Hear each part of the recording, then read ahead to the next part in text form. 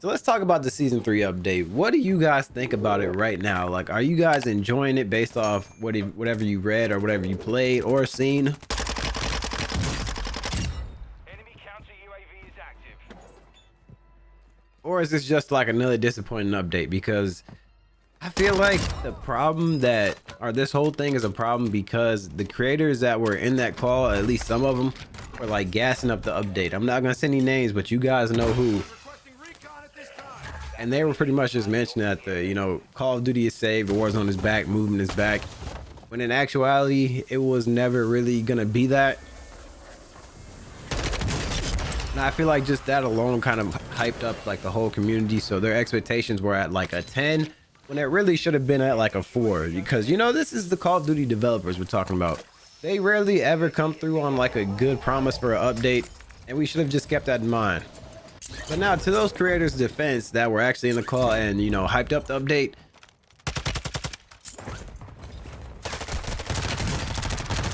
I want to say that we didn't see any gameplay and we didn't get to play the game early or, the update early. So we were just going off of words on the screen. The words on the screen looked promising. They said they were going to touch the time to kill, which I don't think they did at all. And then within that, they said they wanted to focus more on like the close range time to kill, which again, I don't think they touched time to kill at all because it feels extremely fast. And then, I mean, regarding the movement, they were just talking about, speeding up, or they worded it weird with the slide mechanic. They said increasing the velocity of the slide, which makes no sense to me. Like, so you just start the slide mechanic faster, but you don't slide faster? I miss way. Bro, my aim is so bad right now.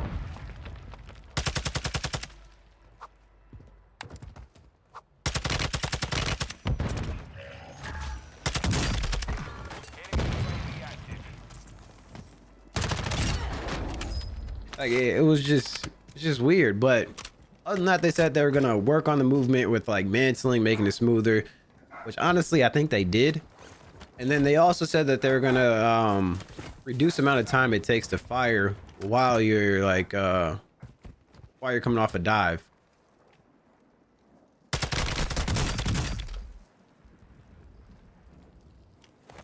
Yeah, no reach out, huh? So even with all of that being said, like, I still don't know why the creators took to social media and kind of like hyped it up, talking about we're back and we're saved, when it really wasn't. Because if you guys seen my tweet, I don't know if you guys followed me, but I pretty much tweeted out that there are a lot of good changes that will please the whole community. And overall, I think that was pretty much true. Because for Warzone 2, we have a good amount of updates. Like with the UAV towers, I'm not gonna get into like the whole list, but there were a good amount of updates. They also touched up the audio as well. Why would somebody put a bomb on my loadout? One thing I wish they would have done was actually worked on the servers, because the servers are terrible. You guys notice it says that I'm on 1 ping right now.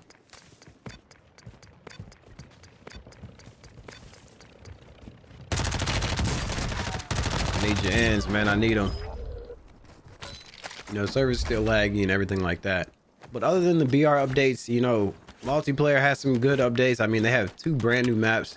I know that's been like a complaint for the multiplayer side of things, that they never actually get like new content or like new maps or whatever. They're always like reused or like from beta, for instance.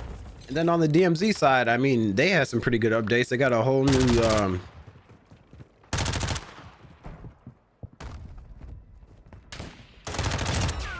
2 more tier lists now for like missions and contracts that they can do. And they got like a workbench, a few new things to play around with, like mechanics. So overall, it did look pretty good from what they were showing us on, because it was like a slideshow. It wasn't actually any like video or images. It was just like screenshots, but text on the screen telling us what they were going to change. And honestly, it all looked pretty good. So, I mean, I don't know. You can't really blame us. And they also talked about like a new in-season event to where you can get like another mastery camo. Like, One you guys see I got now. I mean, overall, it looked like it was a bunch of content. It looked like it was going to be pretty much, you know, enjoyable. Just having something new in the game for once. I wonder if this... He must know that he has a king crown on, right? Enemy UAV overhead.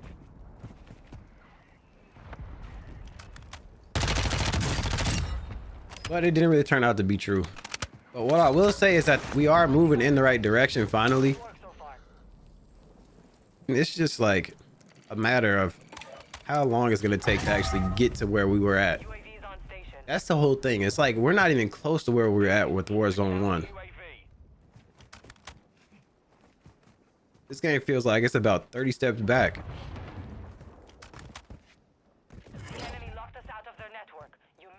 And that's the main thing with this game. Because we can't really do better than Warzone 2 until we actually, or Warzone 1 until we actually meet Warzone 1. But I do like the UAV Tower Edition. What I don't like though is that they nerfed the UAVs off the buy. So like when it's a fire sale now, you only get one out of the buy, and it costs more than what it did before. Hostile UAV in the area. But I don't know, at the end of the day, man, I feel like I was always that hopeful guy that Warzone 2 was gonna, you know, turn things around and be as great as Warzone 1, but update after update, we're about 5 months into the game, I'm pretty sure. And what we have now is just not acceptable.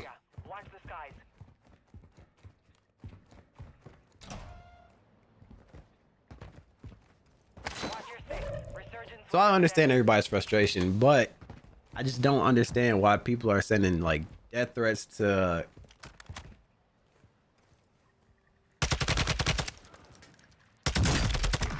certain creators that were hyping up the game.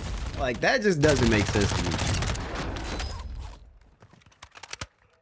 Like, at the end of the day, it's not really their fault that the game is bad. So it's like they're sending them death threats over on social media. I don't know, bro. It's just funny to me. The Call of Duty community gets, you know, worse every day, I guess. But at the end of the day, man, I don't know. It is what it is. We'll just have to wait and see if the developers finally get their head out their asses and do something about this game, because like literally everything about this game needs to be reworked, even down to like the store bundles. Like, I wish we were able to buy individual like itemized stuff out of the buy station. Like, let's say,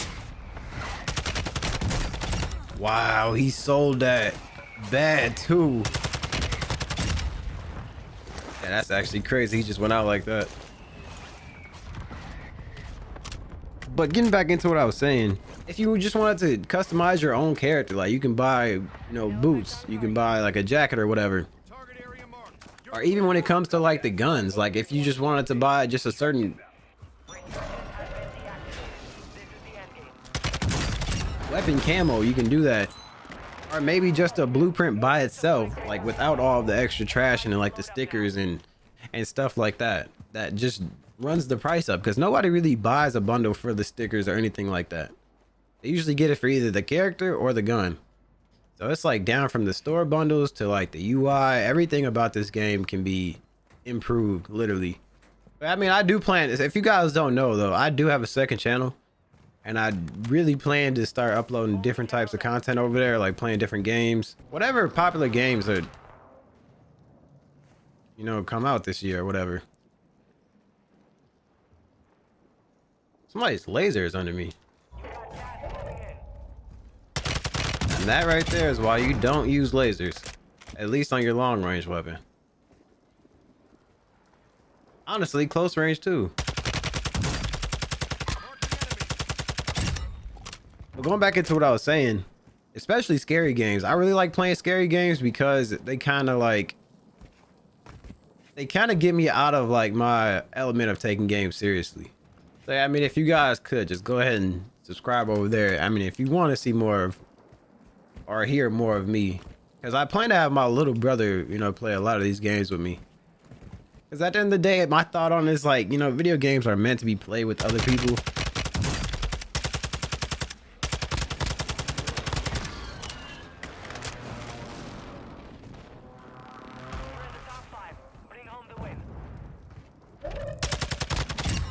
And for the most part, if you're just sitting here playing by yourself, it can get kind of stale. Yeah, we might as well just rotate out right here. Get this free rotation back in the zone.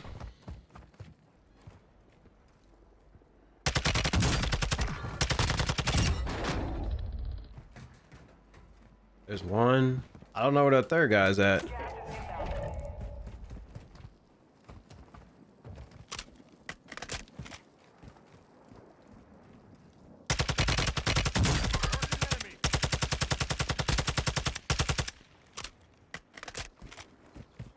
Yeah, where's the third dude at?